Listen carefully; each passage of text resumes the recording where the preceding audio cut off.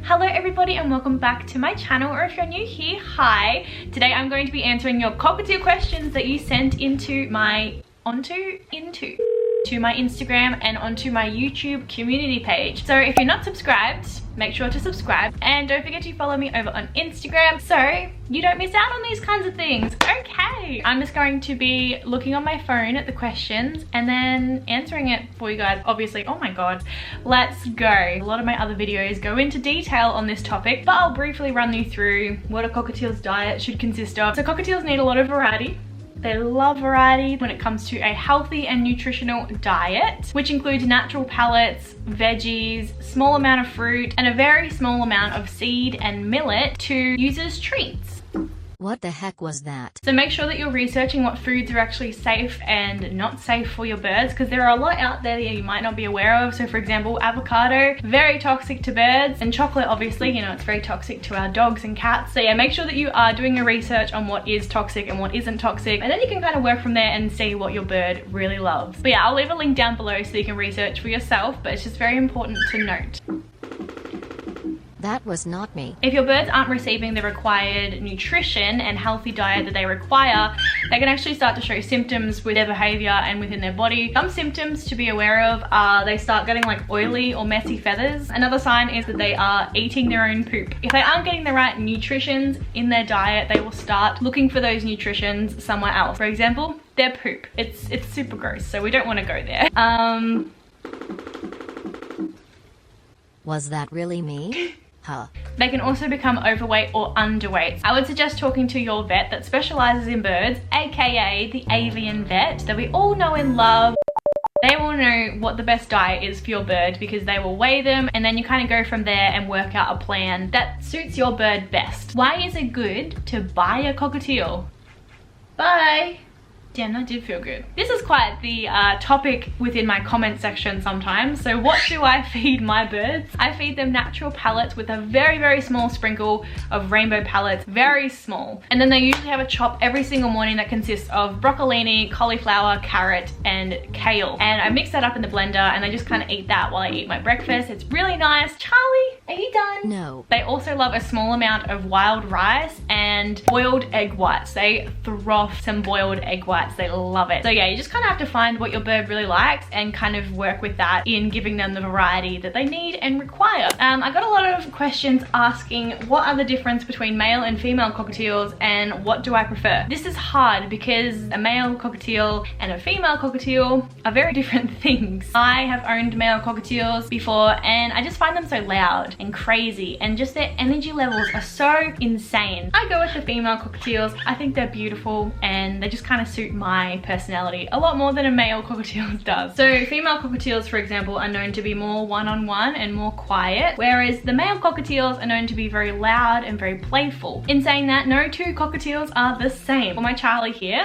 this little bean, she is very playful and very energetic and extremely cuddly. Whereas Emma, for example, who is our little bean over here, she is very one-on-one, so she doesn't like multiple people. She really only likes me. She's very loud and she keeps more to herself. So two different personality types, but you know, they're still female cockatiels. The only major difference is the fact that males can whistle and mimic little sounds, but females are not known to do that, but it's not impossible. So for example, my little Emma here, she is known to sing. It's not extravagant, but it's still a little tune that she likes to sing.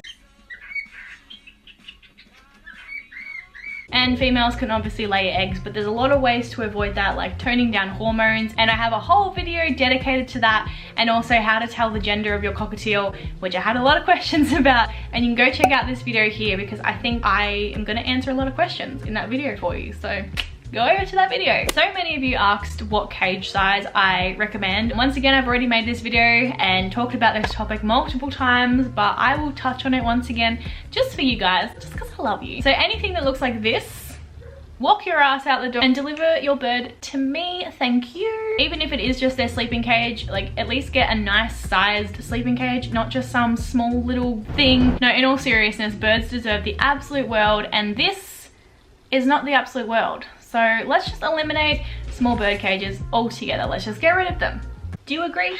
So the minimum cage for a cockatiel should be no smaller than 3 times their wingspan, because cockatiels like to stretch and show off their wings to stroke their egos daily. We want to, you know, please their egos. Ego not stroked. We do. But yeah, the bigger the bird cage, the better. So I wrote this down. My cage is 154 centimeters high, 82 centimeters wide, 52 centimeter depth. And they only use that cage to sleep, or when I'm away at work or when I can't supervise them, they use the cage.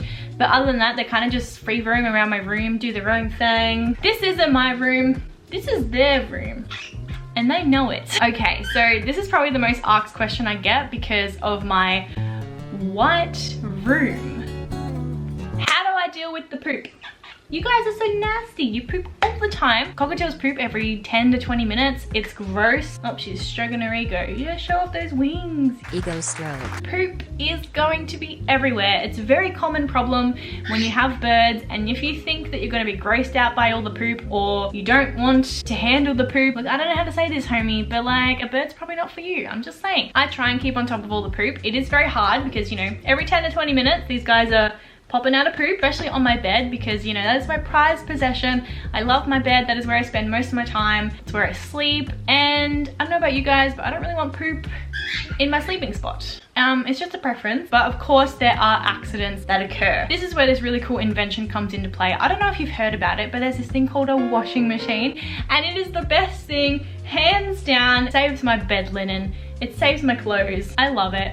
Amazing. No, but in all seriousness, you can wash your bed linen. It's okay, guys. That is how I keep mine all white. I don't know.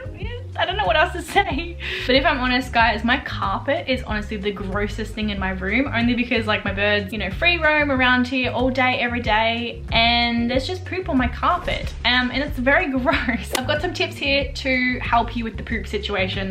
Let me tell you. Warm water and a splash of vinegar is really good for helping to dissolve poop and getting it out of surfaces like carpet. When it's gone all hard, the vinegar just really helps to get rid of it. Tissues and unscented baby wipes are going to be your new best friend. So make sure you get unscented baby wipes, because the scented ones are going to be no good for your bird's little lungs. When you use a tissue or a baby wipe, make sure that you use a little dabbing technique and not a wiping technique. I learned that the hard way. And you can also potty train your birds, but it is not the 100% perfect solution, because once again, accidents happen and these guys have got to poop every 10 to 20 minutes. So you can do this by encouraging them to poop somewhere that you want them to poop. So for example, every time that they would flatter their cage and poop, I would give them a treat. Or if they were, you know, doing their little butt wiggle that they do before they poop, I would quickly run them to the cage, they would then poop, and I'd give them a treat. Are you going to sleep? Oh, am I boring you? Wow, I'm so sorry. My birds do fly to the cage to poop now, and it does end up on the carpet, so I'm constantly cleaning the carpet over there, but at least it's not on me. Are they smelly? Yeah, they are pretty stinky, I'm not gonna lie. No, okay, if I'm gonna be honest with you guys, birds actually smell freaking amazing. I don't even know what it is about them. This little bean right here, it smells so good. I don't know what she does, what her perfume is, but she's smelling great, honestly. How to tame a cockatiel. I'm going to tame you right now. You are now tamed. Step up. Oh, whoa, a tamed cockatiel. It's easy as that, folks, honestly. All jokes aside, I won't go into much detail. There's so many different videos to learn about bonding with your cockatiel, but I've talked about this more thoroughly in this video here. Basically, a lot of time and patience is put into bonding with your cockatiel. It really does help if they were brought up with humans when they were a baby. If you were to go out and buy a bird that was supposed to be like an aviary bird, you know, they're going to be very flighty. They will bite you, and you know, they won't be as kind and gorgeous as one of these. But it's honestly all up to, you know, the time and patience that you put into your bird, and don't force your bird to do something that they don't want to do. Like for example, it took Emma probably a good 4 months before I could even give her a pat, like scratch her head, whereas with Charlie it took her a week. So every bird is completely different. Yeah, just be patient and don't force them to do anything that they don't want to do. How many years have you had your cute little chicks? Charlie will be 4 this year and Emma is 5, so I've had them for 4 and 5 years. It doesn't feel like it's been 4 or 5 years. I feel like I've had Emma and Charlie forever. I'm very grateful that they are in my life. I think I'm gonna leave it there, only because I'm very tired. But yeah, I hope you guys enjoyed the video. I'm so sorry if I didn't get a chance to answer your undying cockatiel questions. It's probably because I've already answered it in one of my other cockatiel videos that I have here on my channel, so you should definitely go check them out. Don't forget to like and subscribe down below so you can let me know that you enjoy my content. Don't forget to follow me over on Instagram, because that is where I am most of the time. That's where you'll see me most active, so go follow me over there. Without further ado, do, I'm gonna love you and leave you, and I'll see you in my next video next time I upload. So ciao for now.